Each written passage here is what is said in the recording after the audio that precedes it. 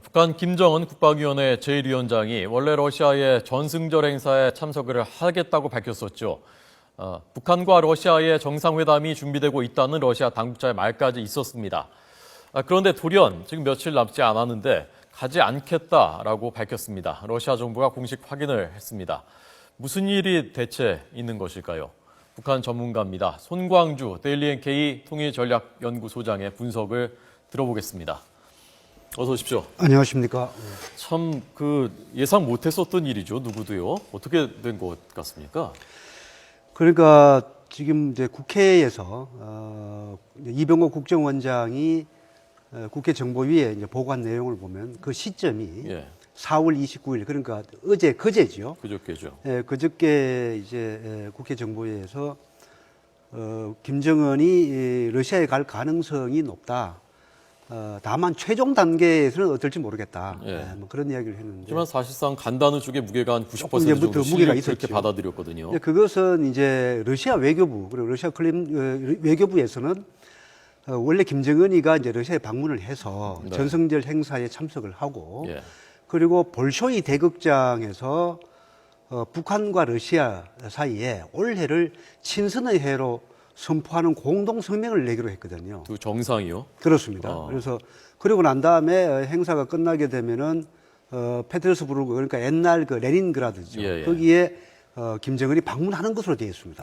거기 무슨 의미가 있습니까? 그러니까 과거에 이제 김일성도 그랬고 그 레닌그라드라는 곳이 말하자면 이제 이 러시아 입장에서는 독소 전쟁에서 승리한 것을 나치에 대해서 승리를 했다. 그러니까 반제 반파쇼 전쟁의 의미가 있거든요. 그래서 레닌이 반제 반파쇼에서 그 대응을 했다. 이런 측면이 있지 않습니까? 그런 성격이 있기 때문에 레닌그라드에 이제 방문하게 되고 김일성도 또 레닌그라드에 방문한 적이 있습니다. 그랬었군요. 그런 사실이 있기 때문에 거기 가서 일정을 소화하는 그런 일도 잡혔는데 갑자기 이제 못 가게 된 거죠. 그러니까 우리 국정원 입장에서는 아무래도 러시아 외교부에서 이제 알려주는 내용을 토대로 볼 때 일정이 다 잡혔으니 갈 가능성이 일단은 높다. 그러나 최종 단계에서는 어떨지 모르겠다. 이런 것이 이제 29일 상황이고 김정은이 가지 않겠다라고 크렘린궁에서 이제 공식 발표를 하게 된 것은 30일 오후 6시거든요. 대략 한 하루 정도였던 그런 시차가 있는데 결과적으로 이제 국정원의 어떤 그런 말하자면 국회 보고에서 결과적으로 이제 말하자면 잘못된 것이 이제 됐는데 시차로 봐서는 마지막 첩보가 들어온 시차를 볼 때는 뭐 완전히 틀렸다라고 말하기 좀 어렵고 뭐 그런 부분이 좀 애매한 부분이 없지 않아 있습니다. 그러니까 일정까지 잡혔다는 거는 그 페테르스부르크까지 가는 것까지 잡혔다는 거는 사실상 다 결정이 됐었던 것 같은데 그렇습니다. 그게 지금 이제 8일, 9일밖에 남겨두지 않고 갑자기 엎어졌단 말입니다. 북한 내부 문제 때문이라고 러시아가 그랬다는데 그러니까 왜 그랬다는 것인지 그게 제일 궁금한 거거든요. 30일 오후에 6시 무렵에 말하자면은 이제 북한 내부에서 김정은이 최종적으로 러시아에 가는 것이 이익이냐, 가지 않는 것이 이익이냐라는 것을 두고 판단을 했을 겁니다. 그래서 여러 가지 지금으로서는 이제 가지 않는 이유를 여러 가지로 추론해 볼 수밖에 없는데 크렘린궁에서는 이제 북한 내부 문제 때문이다라는 거 아니겠습니까?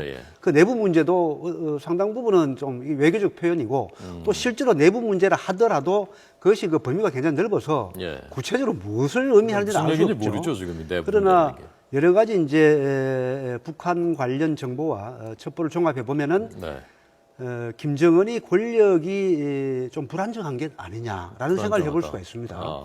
아니면 본인이 평양을 비운다는 사실에 대해서 좀 불안하다고 느꼈을 가능성이 있습니다.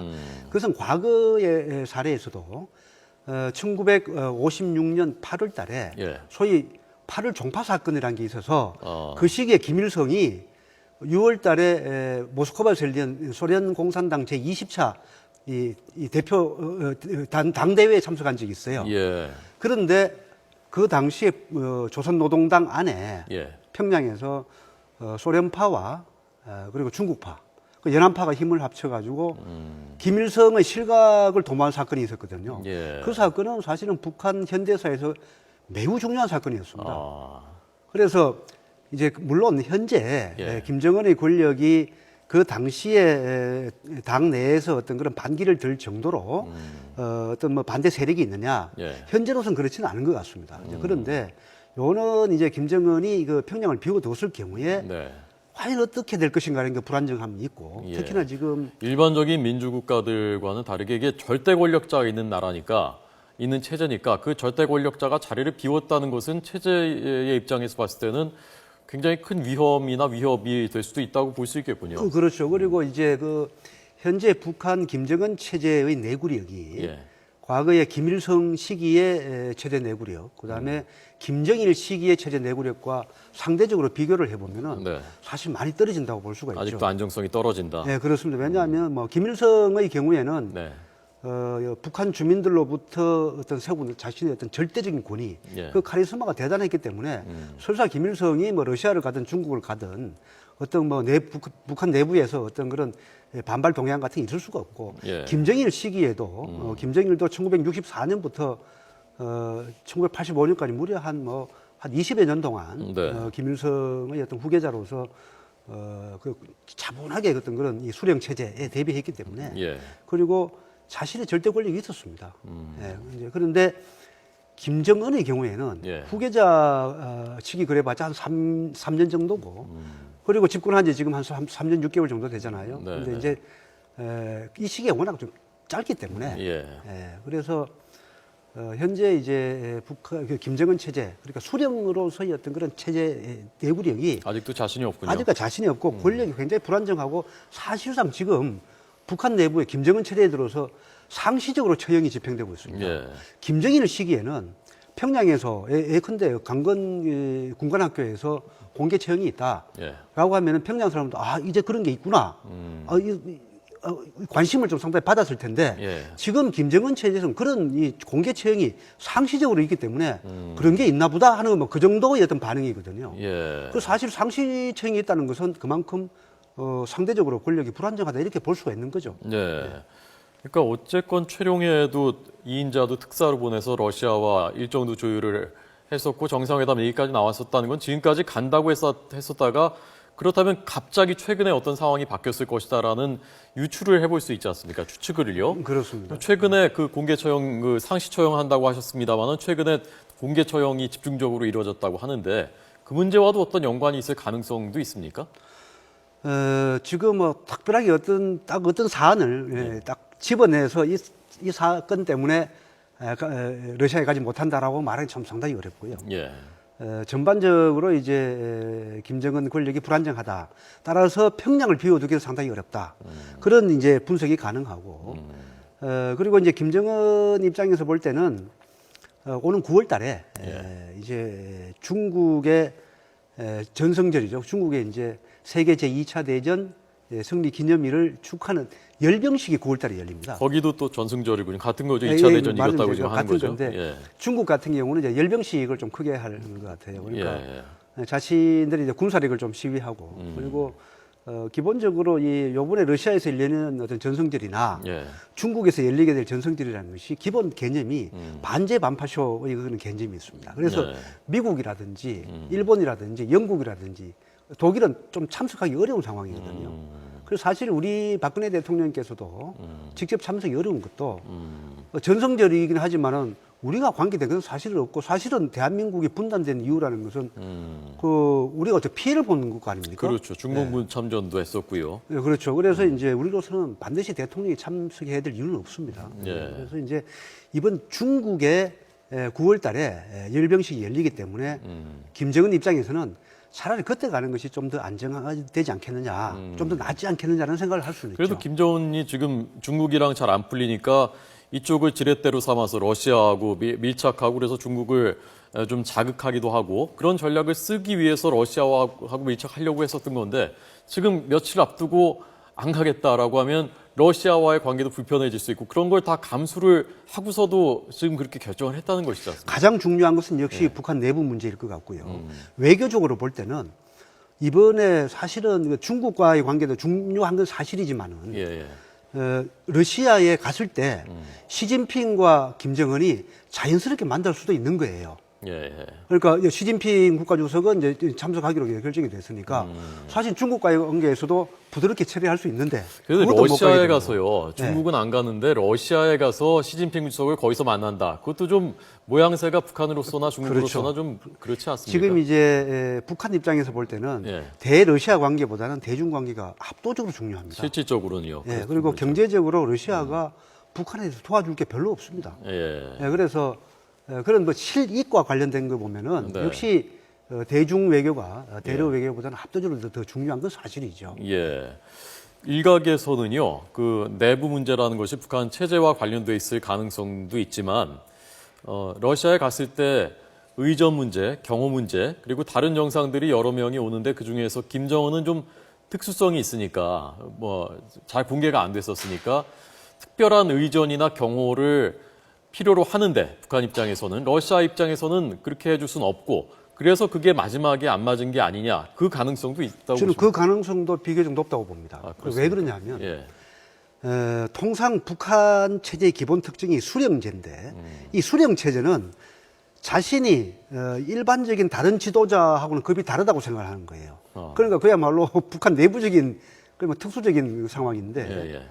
그러니까 나는 일반 지도자와 다르니 수령의 대우를 해달라. 예. 경호라든지 안정성 문제가 굉장히 중요하다. 예. 그리고 다른 지도자하고 내하고 급수를 맞출 때 네. 나에 대한 의전과 경호에 대해서는 예. 특별히 신경을 써달라. 네. 예를 들면은 시진핑하고 만났을 때도 거의 뭐 대등한 어떤 수준을 맞춰달라든지 뭐 동구권 어떤 그런 이 지도자하고 만날 때도 네. 뭐 그보다 더 어떤 그런 높은 수준의 의전을 요구한다든지 예. 이렇게 해설 가능성도 없지 않습니다. 예. 그래서 그것 때문에 맞지 않았을 가능성이 있고 예. 크렘린궁에서는 그것을 다 받아들이기 어려워서 예. 북한 내부 문제 때문에 그건 어렵다라는 예. 어떤 그런 발표를 했을 가능성도 없지 않아 있죠. 예.